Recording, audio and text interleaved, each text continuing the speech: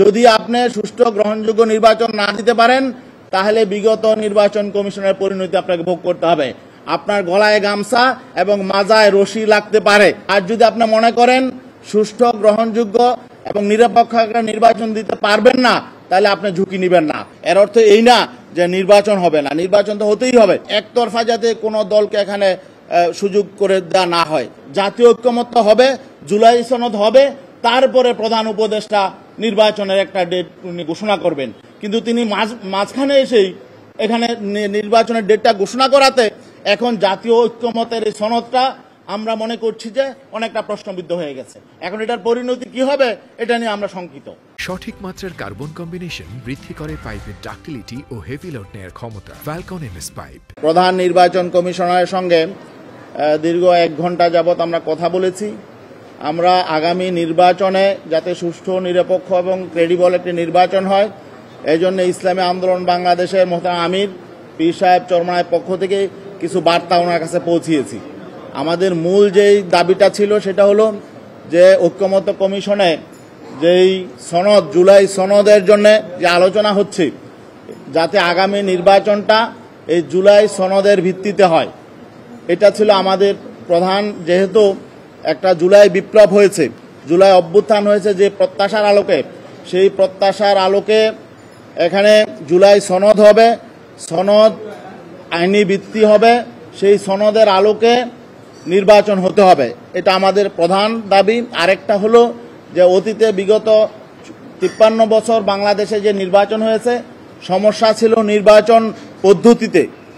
এই জন্য আমরা বলেছি যে এই নির্বাচন পদ্ধতি পরিবর্তন করে পিয়ার পদ্ধতি নির্বাচন ব্যবস্থা আমাদের আগামী জাতীয় নির্বাচনে হতে হবে, যাতে জনগণের শতভাগ ভোটের মূল্যায়িত হয় এবং নির্বাচন সুষ্ঠু, নিরপেক্ষ, শান্তিপূর্ণ হয়। এটা ছিল আমাদের মৌলিক দাবি। আর আমরা বলেছি যে স্থানীয় নির্বাচন তো আগে হওয়া প্রয়োজন, যাতে নাকি লেভেল প্লেইং ফিল্ড কতটুকু আছে, আমরা রাজনৈতিক দলগুলো কতটুকু সভ্য হয়েছি, এটা যাতে প্রমাণ হয়। তিনি এই ব্যাপারে বলেছেন যে স্থানীয় নির্বাচনের দায়িত্ব তো আমার না, সেটা যদি সরকার আমাকে অনুরোধ করে করতে আমরা করতে পারি, কিন্তু তারা তো এখনো পর্যন্ত স্থানীয় নির্বাচনের ব্যাপারে আইন এখনো পর্যন্ত চূড়ান্ত করে নাই। বিভিন্ন নিত্য নতুন আইনের ব্যাপারে তারা উদ্যোগ নিচ্ছে। এই জন্য আমরা দেখছি যে এই যে সংস্কার কমিশন, ঐক্যমত্য কমিশন, তারা আসলে স্থানীয় নির্বাচনের ব্যাপারে কংক্রিট কোনো আইন এখনো পর্যন্ত তারা উপস্থাপন করতে পারে নাই। এটা আমাদের জন্য একটি ব্যর্থতার বিষয়। আর আমরা লেভেল প্লেইং ফিল্ডের কথা বলেছি, যেটা এখন অনুপস্থিত। এবং সর্বশেষ আমরা বলেছি যে আপনি যদি মনে করেন সুষ্ঠু নির্বাচন, গ্রহণযোগ্য নির্বাচন দিতে পারবেন তাহলে আপনি নির্বাচন দেন। আর যদি আপনি মনে করেন সুষ্ঠু, গ্রহণযোগ্য এবং নিরপেক্ষ নির্বাচন দিতে পারবেন না তাহলে আপনি ঝুঁকি নেবেন না। কারণ যদি আপনি সুষ্ঠু, গ্রহণযোগ্য নির্বাচন না দিতে পারেন তাহলে বিগত নির্বাচন কমিশনের পরিণতি আপনাকে ভোগ করতে হবে। আপনার গলায় গামছা এবং মাজায় রশি লাগতে পারে। এই অবস্থাটা আপনি মনে রাখবেন। এটা মনে রেখেই আপনি নির্বাচনের দিকে যাবেন।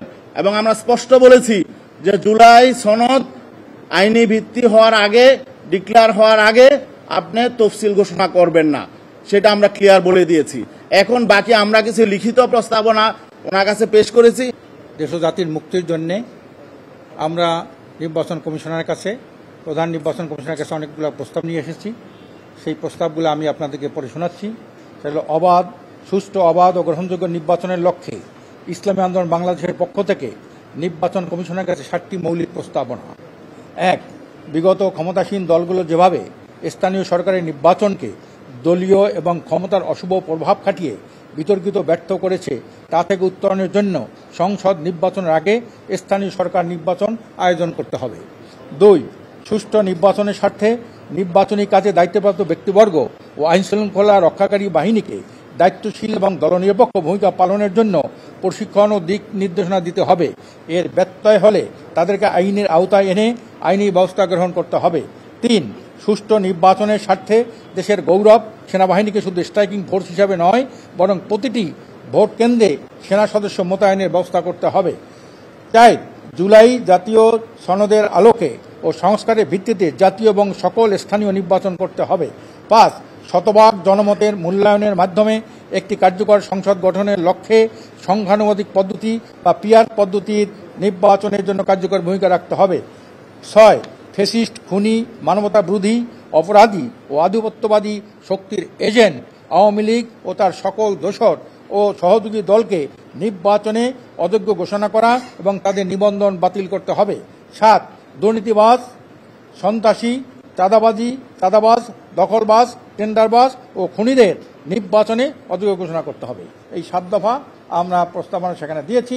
এটাকে উনি আশ্বস্ত করেছেন, যেগুলো আমি বিবেচনা করে দেখব কিভাবে একটা দেশে সুষ্ঠু নির্বাচন করা যায়। জি, না অবশ্যই না। আমরা চাচ্ছি, যেহেতু প্রধান উপদেষ্টা বলেছেন একটা ঐতিহাসিক নির্বাচন হবে, স্মরণীয় নির্বাচন হবে, আমরা চাচ্ছি অবশ্যই দীর্ঘদিন যাবৎ মানুষ ভোট দিতে পারছে না, দেশে সুষ্ঠু নির্বাচন নাই, যাতে এই নির্বাচনটা বিতর্কিত না হয়, সুষ্ঠু নিরপেক্ষ নির্বাচন হয়।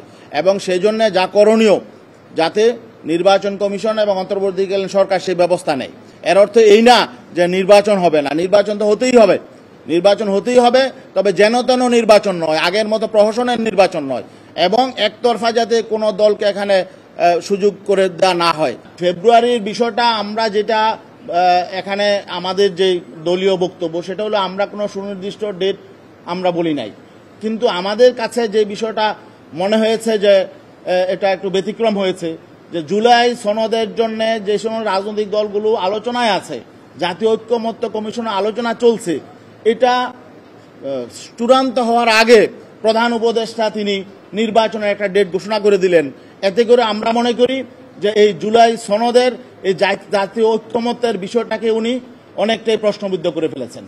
আমরা মনে করেছিলাম জাতীয় ঐক্যমত্য হবে, জুলাই সনদ হবে, তারপরে প্রধান উপদেষ্টা নির্বাচনের একটা ডেট উনি ঘোষণা করবেন, কিন্তু তিনি মাঝখানে এসেই এখানে নির্বাচনের ডেটটা ঘোষণা করাতে এখন জাতীয় ঐক্যমতের এই সনদটা আমরা মনে করছি যে অনেকটা প্রশ্নবিদ্ধ হয়ে গেছে।